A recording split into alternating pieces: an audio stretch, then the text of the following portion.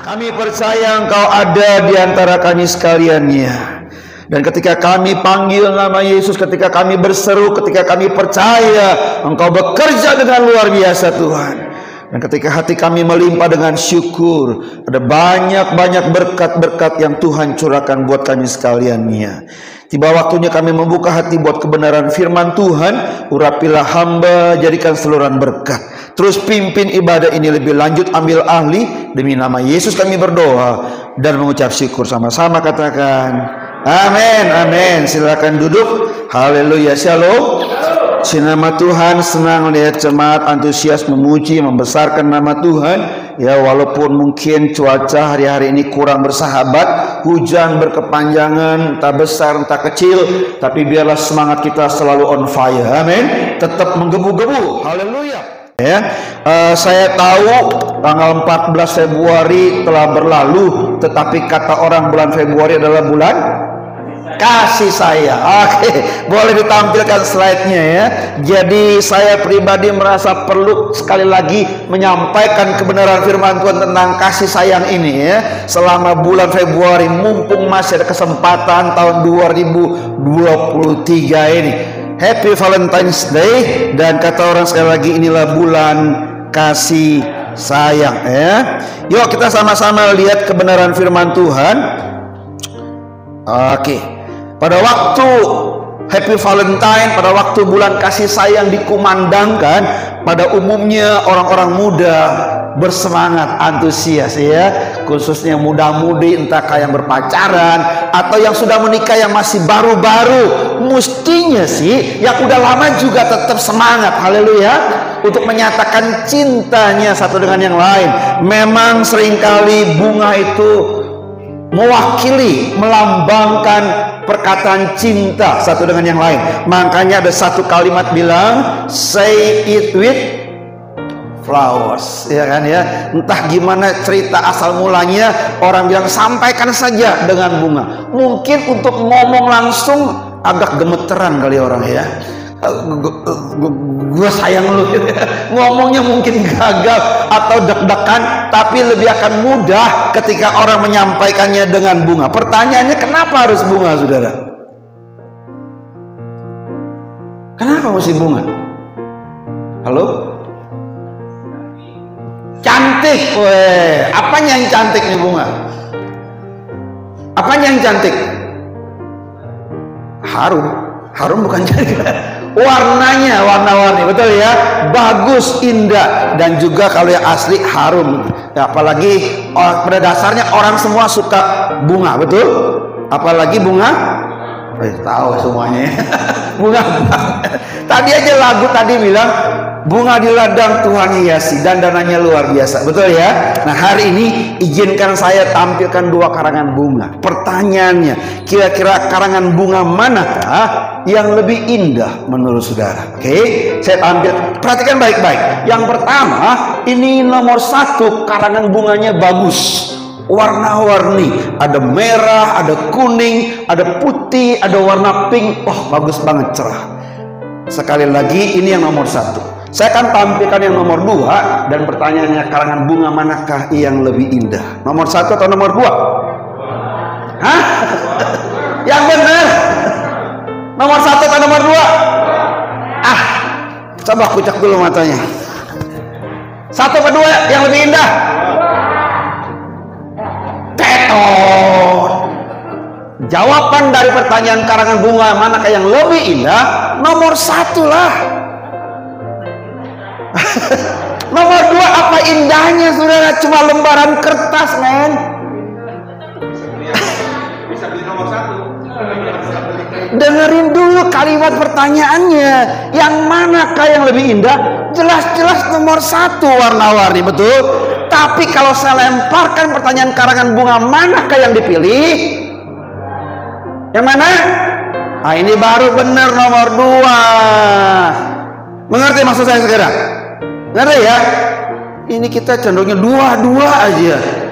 Orang Jakarta bilang, lihat duit aja mata lu ijo. Dasar sekedar intermezzo ya. Jadi memang kalau disuruh pilih ya pilihnya nomor 2. Dengan pilih nomor 2 bisa beli nomor 1, betul ya. Tapi kalau yang lebih indah nomor 1. Sekarang udah berubah, udah ngerti. Kalau disuruh kalau dikasih dua-duanya mau nggak? Mau. Kemaruh namanya ya. Oke, berbicara tentang cinta di Alkitab seringkali membahas juga tentang cinta. Alkitab jauh-jauh hari udah bilang Allah sendiri yang kasih perintah kepada Musa untuk disampaikan kepada umat Israel untuk mengasihi Tuhan dan mengasihi sesama dengan 10 perintah Allah.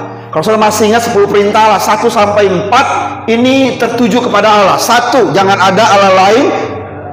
2, jangan bikin patung untuk Yesus. 3, jangan sebut nama Tuhan sembarangan. 4, ingat dan kuduskanlah hari Sabat. Artinya kita harus mengasihi Tuhan lebih di atas segala-galanya. Yang setuju katakan amin. Yang kelima, hormatilah ayah ibumu atau orang tua ya. Jangan bunuh, jangan zina, jangan curi, jangan dusta, jangan iri. Ini kepada sesama. Dan di perjanjian baru Yesus dengan luar biasa meringkasnya menjadi hukum kasih. Yang pertama, kasihlah Tuhan Allahmu dengan segenap hatimu, dengan segenap jiwamu, dengan segenap akal budimu. Itulah hukum yang terutama dan yang pertama. Dan hukum yang kedua yang sama dengan itu ialah apa? Kasihlah sesamamu manusia seperti dirimu sendiri. Matius 22, 37, 39 katakan demikian. Jadi sekali lagi, biarlah di bulan kasih sayang ini kita mau lebih sungguh mengasihi Tuhan. Haleluya. Dengan segenap. Tapi juga jangan lupa kita masih ada di dalam dunia, kita masih injak bumi, dan kita harus mengasihi sesama. Itu sebabnya pada pagi hari ini saya mau pastikan bahwa saudara orang-orang yang cinta Tuhan. Haleluya. Saya nggak bahas lebih lanjut. Yang saya mau bahas, kasihilah sesamamu. Pertanyaannya, siapa tuh yang dimaksud dengan sesama? Teman? Siapa lagi? Nggak kedengeran. Siapa yang dimaksud dengan sesama? Iya, tahu, sama manusia. Siapa? Konkretnya gitu loh. Kalau di hari bulan kasih sayang, di hari Valentine, siapa? Pasangan. Yang suami malu-malu amat sebut istri gue gitu kan. Yang istri bilang suami gue gitu kan. Ingat, kita mesti mengasihi pasangan. Amin. Pak Nelson, yang jadi masalah kan saya belum punya pasangan gitu ya. Masih punya orang tua. Haleluya. Kasihlah ayah ibumu. Udah lewat Pak, masih punya saudara. Haleluya. Kasihlah kakakmu, adikmu. Pak, saya anak tunggal. Ya kasihlah sesama, teman kerja, ya, teman sepelayanan. Haleluya. Pokoknya namanya manusia. Kita diajar untuk mengasihi sesama. Jangan bilang Pak Nelson, saya mah yang penting mengasihi Tuhan lah. Yang sesama manusia mah kadang-kadang nyebelin, nyakitin saya, nggak bisa lah. Dengar baik, 1 Yohanes pasal 4 ayat 20 bilang begini, jikalau seorang berkata aku mengasihi Allah dan ia apa? Membenci saudaranya, maka ia adalah omong kosong. Dapat ya? Kenapa? Karena barang siapa tidak mengasihi saudaranya yang dilihatnya, tidak mungkin mengasihi Allah yang tidak dilihatnya. Jadi kalau dia bilang saya yang penting cinta Tuhan lah, sesama mah bodoh teing lah, kadang-kadang mengecewakan, omong kosong. Dengar ya, firman Tuhan bilang kalau engkau mengasihi Tuhan, mestinya engkau juga bisa mengasihi sesama yang kelihatan. Gimana engkau bisa mengasihi yang enggak kelihatan? Kalau yang kelihatan aja susah. Dapat ya saudara ya? Jadi marilah pagi ini kita bangkitkan semangat kita untuk mengasihi sesama. Terutama tadi apa saya bilang? Siapa yang dimaksudkan sesama? Pasangan yang udah menikah. Kasihlah suamimu, kasihlah istrimu dengan lebih sungguh-sungguh lagi. Jangan cuma ingat pada waktu janji nikah. Jangan cuma ingat pada waktu pacaran uber-uberan. Wah, kayak orang India tari-tarian. Gunung pun kan kudaki, laut kan kuseberangi. Setelah menikah 5 tahun 10 tahun lu jalan sendiri dah. Jangan gitu. biarlah kita tetap memelihara kasih sayang satu dengan yang lain, ya, pasangan. Lalu tadi saya bilang juga orang tua. Firman Tuhan bilang, hormatilah ayahmu dan ibumu supaya lanjut umurmu di tanah yang diberikan Tuhan Allahmu kepadamu. Hormat, tanda kita mengasihi. Itu dalam kitab Keluaran. Dalam kitab Efesus juga dibilang begitu, hormatilah ayahmu dan ibumu supaya lanjut umurmu.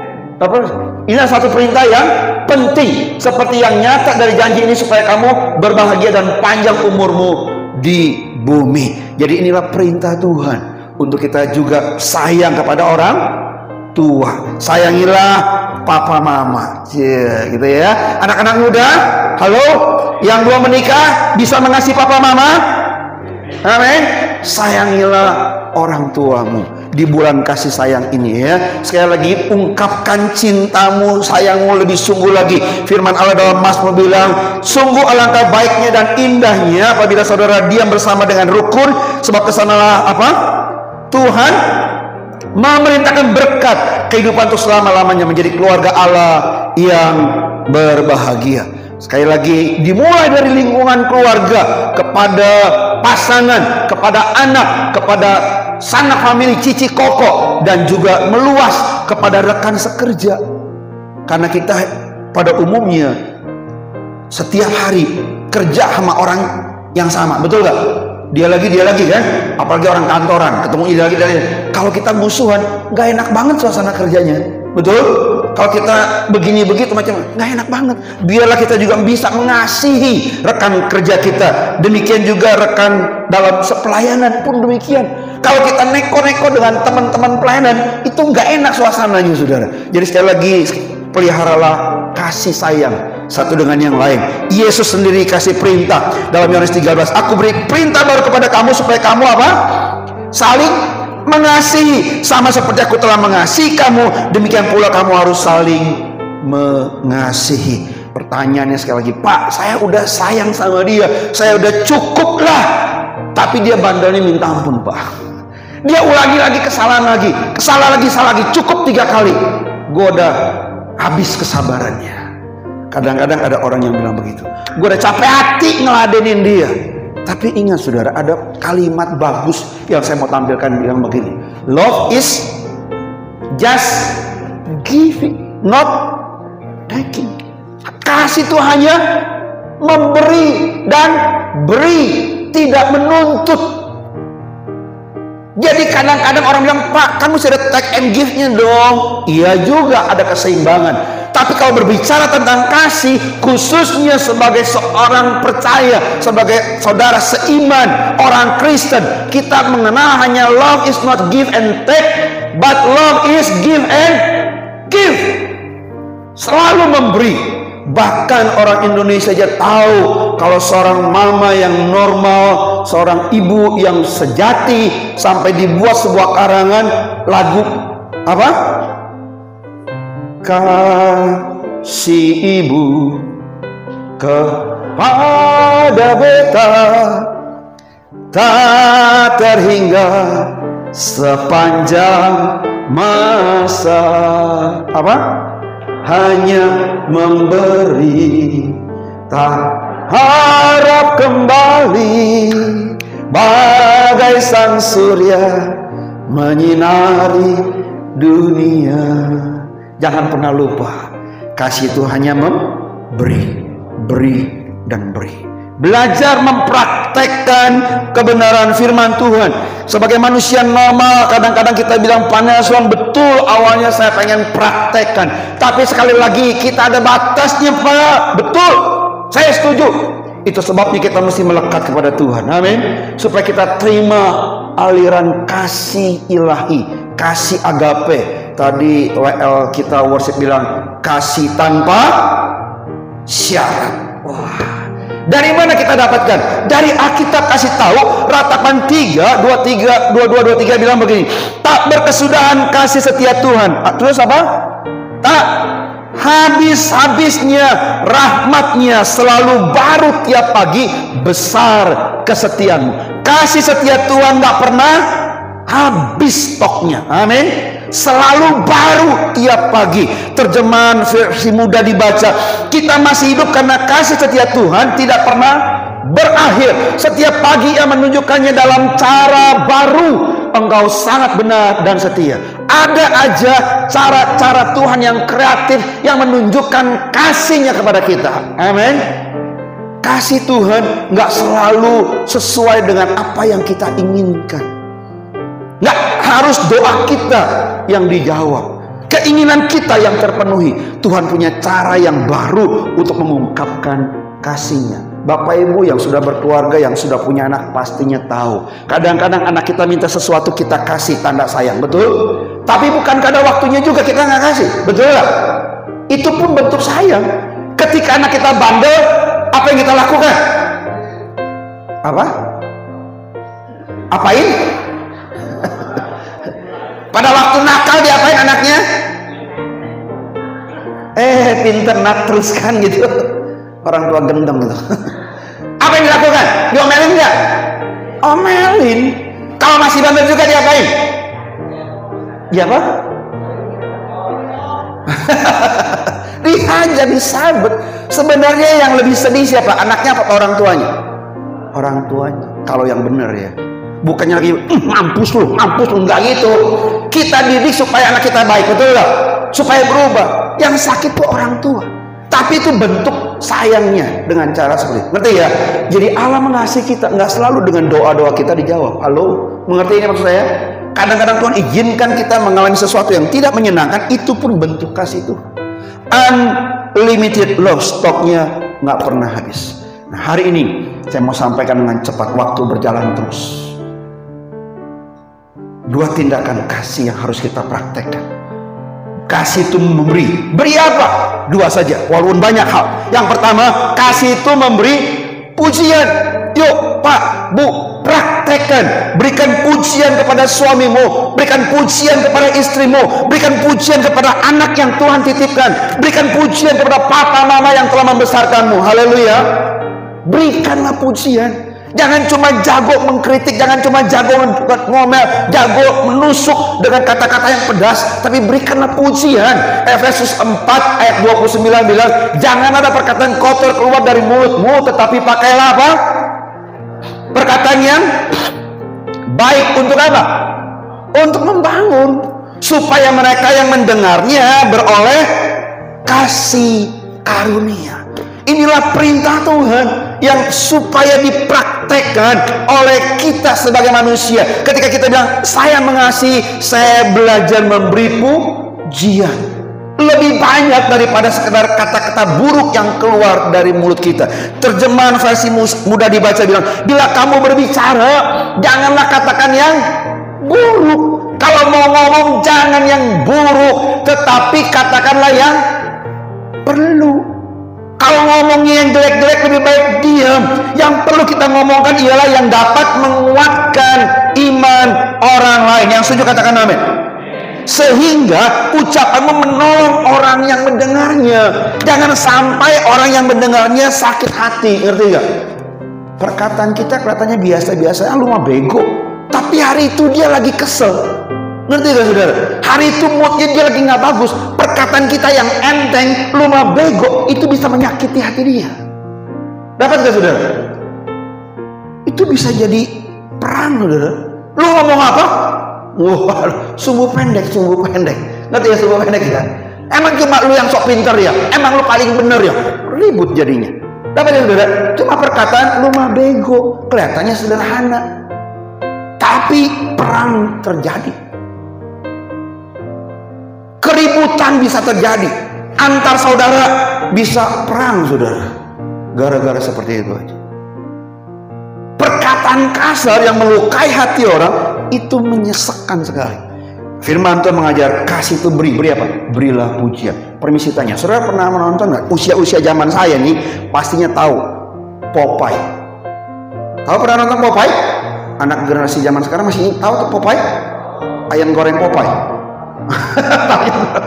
Popeye itu punya pacar. Siapa namanya?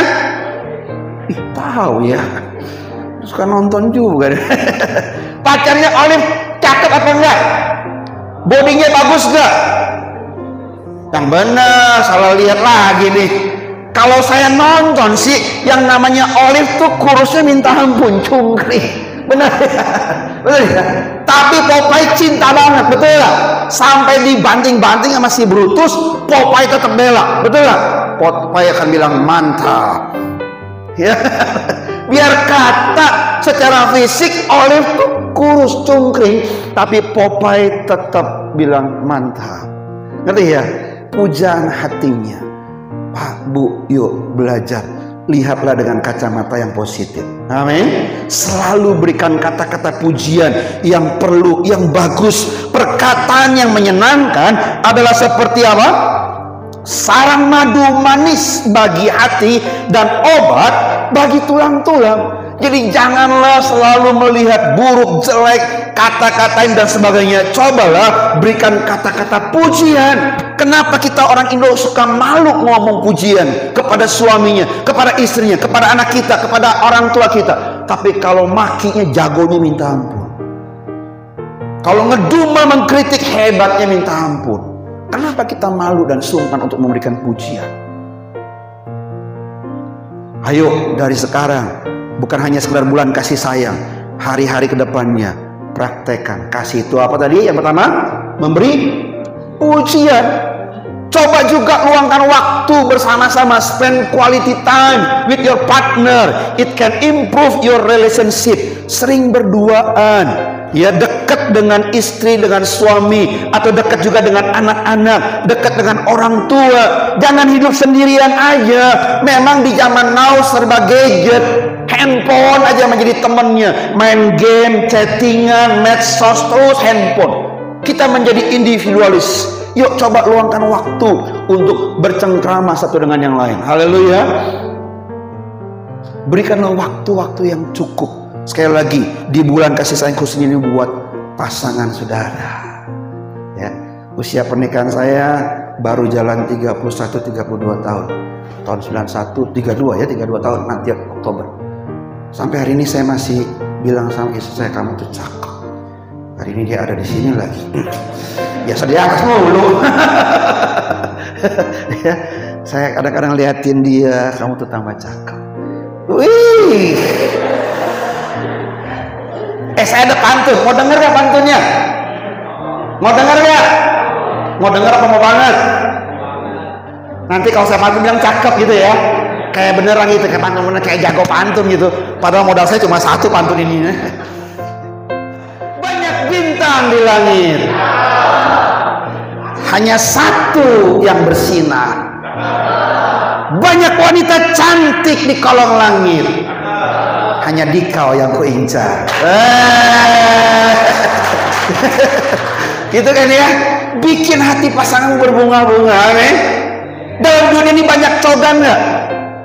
Banyak cowok ganteng, banyak cewek cantik, banyak. Tapi hanya dia yang kita incar, pasangan kita. Amin. Jangan terpincut sama yang lain. Jangan ikutin pepatah dunia, ada uang abang disayang, nggak ada uang abang ditendang. Ingat waktu janji menikah kita, baik suka maupun duka, kaya dan miskin, sehat ataupun sakit. Haleluya. Dia menjadi pasangan kita seumur hidup. Selagi ada, kasihlah pasanganmu. Yang setuju katakan amin. Saya bisa pantun begitu kenapa? Karena saya nyontek dari Alkitab, saudara. Nggak pernah baca sih. Ada ayatnya, walaupun nggak persis. Itu ada di Amsal 31 ayat 29. Ada banyak wanita yang baik di dunia, tetapi apa? Engkaulah yang terbaik dari semuanya. Amin. Jadi belajarlah, berikan pujian buat pasanganmu, berikanlah pujian buat anakmu. Mungkin anak orang lain lebih ganteng, anak orang lain lebih cantik, tapi papa bangga punya anak kayak kamu, nak. Haleluya. Berikan pujian buat anakmu. Jangan cuma ngomelin doang jagonya. Papa bangga punya anak kayak kamu. Saya banyak kali ngomong kayak begitu. Kadang-kadang saya lagi sibuk, anak saya lagi mau makan sarapan, saya pinggirin kerjaan saya ikut duduk di meja makan, ngobrol. Dia makan, saya cuma mungkin minum doang, tanya ini tanya. Siapkan waktu bersama, ngerti ya? Dan papa tuh senang banget lihat kamu. Papa ngomong, berikan pujian, jangan pelit gitu loh. Buat anakmu bangga dengan orang tua sepertimu.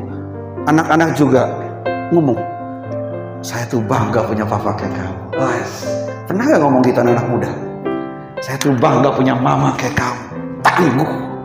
Berikan pujian buat papa mamamu yang udah membesarkanmu dari kecil. Kutimang-timang si buyung, cilukba udah gede kurang ajar. Kadang-kadang orang tua bisa sakit hati. Kau gitu waktu kecil gua pantek mati loh. Ya anak-anak muda, berikan pujian buat papa mamamu. Siapkan waktu buat temenin papa mama. Jangan udah gede so sibuk kerja, jalan-jalan sama teman, pacaran dan sebagainya, orang tua diabaikan. Begitu juga suami-suami, jangan so sibuk mentang-mentang udah dapat istri aja, istri jadi pembantu, nggak ada waktu lagi untuk temenin. Nggak lembur bilang lembur, kalau nongkrong di kafe, kopi ya, ngobrol aja. Ayo siapkan waktu buat istri. Demikian juga istri-istri, ibu-ibu, wanita-wanita. Zaman emansipasi, jangan sok jadi wanita karir. Kerjaan cari duit, cari dolar. Urusan rumah tangga, suami dianggurin, saudara. Anak-anak terlantar. Belajarlah kasih itu memberi pujian. Berikan waktu-waktu yang cukup untuk bersama-sama jaga keutuhan rumah tanggamu. Amin. Jangan jadi orang yang cuekan. Satu nengok kanan, satu nengok kiri, buang muka. Jangan, muka cuma satu, jangan dibuang-buang. Alkitab bilang kita nggak bisa sendirian. Betul? Tidak baik kalau manusia itu seorang diri saja. Aku akan jadikan penolong baginya yang sepadan dengan dia. Bahkan dalam kitab Amsal bilang orang yang mendapat seorang istri mendapat apa? Sesuatu yang baik. Istri adalah apa? Berkat yang diberikan Tuhan kepadanya. Haleluya. Jadi belajarlah menghargai pasangan. Kalau Alkitab bilang itu istri. Begitu juga suami. Orang yang dapat suami adalah anugerah, berkat yang diberikan Tuhan. Amin. Jadi jagai suamimu, jagai istrimu dengan baik sebagai anugerah dari Tuhan. Pelihara rumah tanggamu dengan baik. Doakan, belajar menikmati kebersamaan. Dan juga anak-anak yang Tuhan percayakan. Sekali lagi, nggak semua orang bisa menikah. Halo, haleluya. Berkesempatan menikah. Nggak semua orang yang ketika menikah diberi karunia dapat anak. Betul? Jadi kalau Anda bisa menikah, kalau Anda dikaruniai anak, jaga baik-baik. Pertahankan rumah tanggamu. Buatlah rumah tanggamu happy. Hati yang gembira adalah obat yang manjur. Anak-anak adalah pemberian Allah. Sesungguhnya mereka itu apa? Anugerah. Jadi sekali lagi setiap anggota keluarga kita, firman Tuhan bilang hari ini, kasihilah sesamamu. Haleluya. Mulai dari lingkaran dalam keluarga inti kita, meluas kepada rekan sekerja, meluas kepada rekan sepelayanan. Kasihilah sesamamu. Yang kedua, saya menyadari bahwa sebagai manusia normal, lain kepala, lain pikiran. Bisa terjadi beda pendapat, bisa jadi pertengkaran, keributan. Itu sebabnya saya mesti cepat-cepat kasih pengertian tindakan kasih yang kedua yang harus kita praktekkan. Kasih itu apa? Memberi pengampunan. Gak bisa enggak yang namanya suami istri hidup bersama. Bisa konflik, betul gak? Bisa beda pendapat, ribut, perang, bisa aja. Tapi jangan pendam lama-lama. Alkitab bilang, apabila engkau menjadi marah, apa? Sebelum matahari terbenam ada kalimat pentingnya. Jangan berbuat dosa. Jangan kalau lagi marah, udah dong gue pergi ke night club. Jangan. Lagi marah gue pergi dah selingkuh. Jangan bikin dosa kalau lagi marah. Dan yang kedua, baru jangan sampai matahari terbenam. Jangan lama-lama artinya. Cepat-cepat beresin. Kasih itu apa? Sabar. Kasih itu apa? Murah hati. Ia tidak pemarah dan tidak menyimpan kesalahan orang. Nggak ada gunanya simpan kesalahan orang lain. Sekali lagi, belum ada yang sempurna. Setiap kita bisa berbuat salah. Yang setuju katakan amin. Kecuali Anda benar terus, pastinya kita pernah berbuat salah. Jadi kalau kita mau diampuni, kenapa kita susah ngampuni orang? Ngerti ya? Belajarlah untuk tidak menyimpan kesalahan orang lain. Nggak ada gunanya. Simpan akar pahit itu jadi sumber penyakit, saudara. Lepaskanlah pengampunan. Ampunilah dan ampunilah. Berikanlah tanganmu, ulurkan. Sorry ya, ngomong gitu aja kok susah. Forgiveness seluas samudra. Berikanlah pengampunan. Kita jadi orang Indonesia, apalagi sekarang kita udah jadi orang Kristen, jangan ikut arus. Kita mesti berubah. Jangan ikut kebanyakan orang tunjuk kesalahan orang lain, khususnya ibu-ibu, istri-istri, tunjuk kesalahan suami. Lu ya begini ya, lu ya begitu ya, lu yang ngabisin duit gua aja ya, lu ya kerja nggak becus ya, lu ya norok lu ya. Waduh, suaminya didedetin terus. Atau juga suaminya tuding istrinya melulu, lu masak nggak bisa, jagain anak berantakan dan sebagainya. Saling ngomel jago. Ini mendekati neraka, saudara. Gak enak banget rumah tangga kayak begitu. Kalau ribut terus kayak begitu, parah. Padahal firman Tuhan bilang dalam Matius 7, jangan kamu menghakimi supaya kamu apa? Tidak dihakimi. Jangan kecenderungan kita selalu tuding kesalahan orang lain. Lihat kejelekan orang. No. Itu tadi kembali yang pertama. Kasih itu memberi pujian. Lihatlah kebaikannya. Kalau kita bandel terus saja nyalain dia orang, Pak Nelson nggak tahu sih laki gue tuh kayak begini, Pak Nelson nggak tahu bini gue tuh kayak begitu, nggak ada habisnya, saudara. Kalau saudara pertahankan ego saudara begitu, ini rumah tangga pecah, saudara.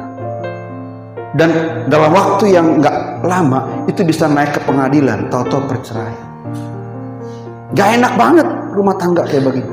Padahal jauh-jauh hari pada waktu kita menikah, firman Tuhan bilang, demikianlah mereka bukan lagi dua melainkan satu. Karena itu apa yang telah dipersatukan Allah apa? Tidak boleh diceraikan manusia. Jadi firman Allah dengan jelas bilang seperti, tapi ada yang bilang, Nelson, itu kan ada ayatnya juga yang bilang kecuali karena zina. Wah, gitu ya. Kan sampai gubernur juga pernah bilang begitu, sampai ngototnya kayak begitu. Karena zina boleh katanya. Permisi tanya. Jangan lupa baca di awalnya.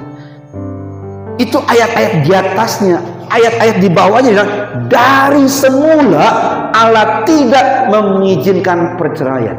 Dapat ya saudara ya? Jadi ingat tuh dari semulanya. Jadi kalau masih akhirnya pada bercerai itu karena ketegaran hatimu. Apalagi dengan jelas banget dalam Maliaki 2, aku benci apa yang namanya perceraian. Nggak mungkin Allah bisa setuju dan Allah mengizinkan. Itu omong kosong.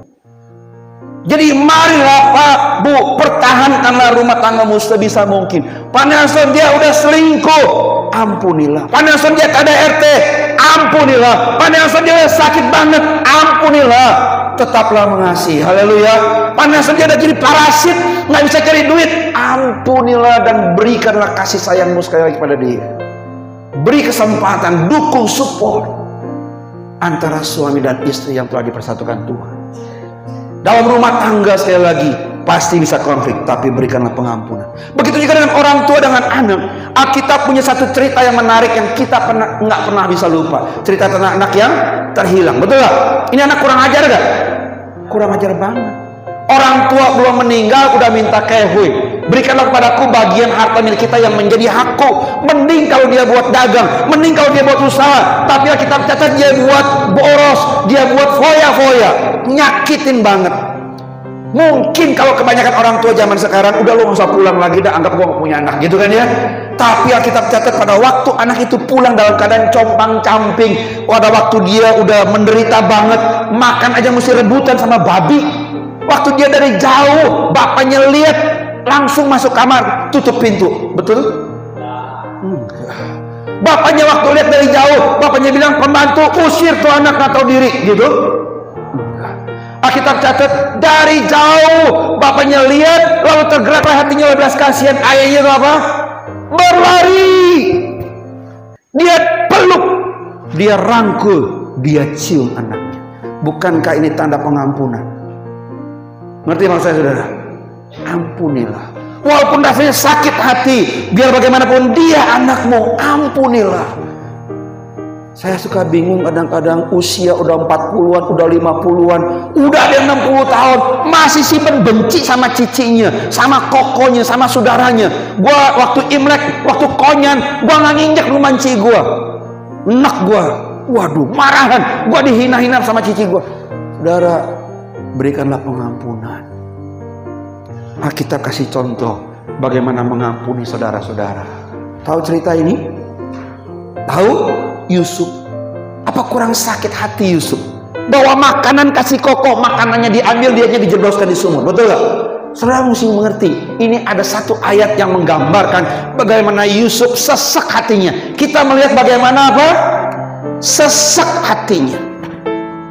Ketika ia memohon belas kasihan, sebagai adik dia teriak, "Kok, tolong saya dong, bantuin dong, kok saya dijual." Jadi Koko mesti jaga adik dong. Yusuf bisa sakit hati hari itu. Dia pendem, nanti lu gua bales lu. Satu kali betul Tuhan sudah angkat dia jadi penguasa di Mesir. Saya persingkat ceritanya. Terjadi kelaparan sehingga saudara-saudara mesti datang ke Kanaan. Saya persingkat lagi ceritanya. Singkat cerita, mereka udah tahu ternyata Yusuf masih hidup. Saya singkat lagi sampai waktunya papanya meninggal. Tinggal Kokonya ketakutan. Waduh, ini waktunya adik kita akan balas dendam kepada kita. Saudara tahu apa yang dilakukan Yusuf? Dia panggil prajurit, penggal kepala Kokonya. Enggak. Yusuf memilih untuk mengampuni. Memang kamu telah mereka-rekakan yang jahat terhadap aku. Artinya Yusuf ingat gak? Yusuf ingat gak kejahatan Kokonya? Ingat. Pak, Bu, mungkin kita ingat kejahatan suami kita. Mungkin kita ingat bagaimana istri selingkuh. Mungkin kita ingat anak kita kurang ajar. Betul. Tapi belajarlah mengampuni. Haleluya. Mungkin kita ingat papa mama waktu ajar kita gila, kerasnya minta ampun. Gua ditendang waktu masih kecil, gua dibejek. Ampunilah dia, tetap orang tuamu. Yusuf ingat kejahatan Kokonya, tapi dia bilang Allah telah merekarkannya untuk kebaikan. Dia lebih percaya bahwa Allah yang telah turut bekerja dalam segala sesuatu untuk mendatangkan kebaikan. Dia mengambil keputusan untuk mengampuni. Pengampunan adalah jembatan untuk memberkati. Amin. Kita nggak bisa jadi berkat kalau kita simpan akar pahit, kalau kita simpan kebencian, nggak bisa jadi garam, nggak bisa jadi terang dunia loh. Tapi ketika kita mengampuni, kita bisa dipakai Tuhan jadi berkat.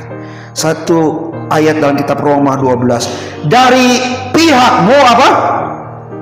Berusahalah. Jadi jangan nuntut dia, jangan nuntut lu duluan. Mulai dari mana? Saya. Dari pihakmu, kata firman Tuhan. Berusahalah sedapat mungkin untuk hidup damai dengan semua orang. Saya belajar mentaati firman Tuhan. Saya belajar mempraktekkan yang gak mudah. Kadang-kadang mesti turunkan ego sampai di bawah. Rasanya kayaknya benar, tapi mesti ulurkan tangan minta maaf. Rasanya sih kayaknya benar, tapi mesti sorry ya. Firman Tuhan bilang, dari pihakmu, bukan nuntut orang lain. Pak, dia yang salah Pak. Iya, minta maaf demi perdamaian. Saya pernah kasih kesaksian bukan? Satu kali saya ngajar dalam satu kelas anak-anak youth. Ada dua anak bandel. Jangan berisik. Saya ngajar lagi. Bandel lagi. Jangan berisik. Saya ngajar lagi. Bandel lagi. Biasa kan kita bilang udah 3 kali gitu kan ya. Udah 3 kali. Sekali lagi Koko suruh turun. Waktu itu saya ngajar di lantai 2. Dia bandel lagi sudah. Turun. Dia turun. Saya ngajar sampai selesai, enak. Begitu selesai ngajar, saya turun, di bawah ada rekan sepelayanan saya, lebih senior sedikit. Dia tanya, "Sen, kenapa 2 anak lu suruh turun?" Bandel dia. Gua udah tegur sampai 3 kali, ulangi terus, ganggu, yang lain nggak bisa belajar. Iya, tapi kalau gara-gara itu dia nggak ke gereja lagi gimana? Iya juga ya. Setiap jiwa berharga Ustaz di mata Tuhan. Iya. Minta maaf loh. Hah? Minta maaf. Dia yang salah. Dia bandel. Iya, minta maaf. Waduh. Saya belajar taat firman Tuhan. Saya samperin 2 kakak. Sorry ya.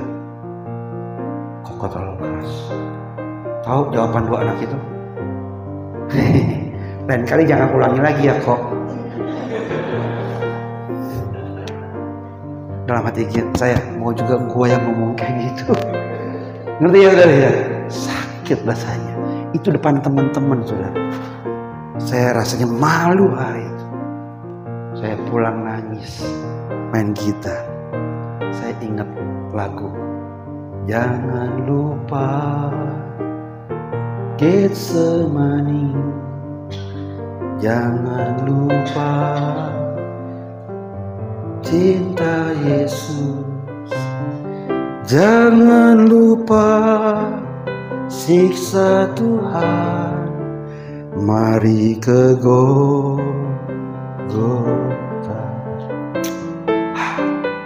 Jangan pernah lupa, yang Yesus alami lebih parah daripada kita. Dia di Taman Getsemani, dia akan hadapi penderitaan.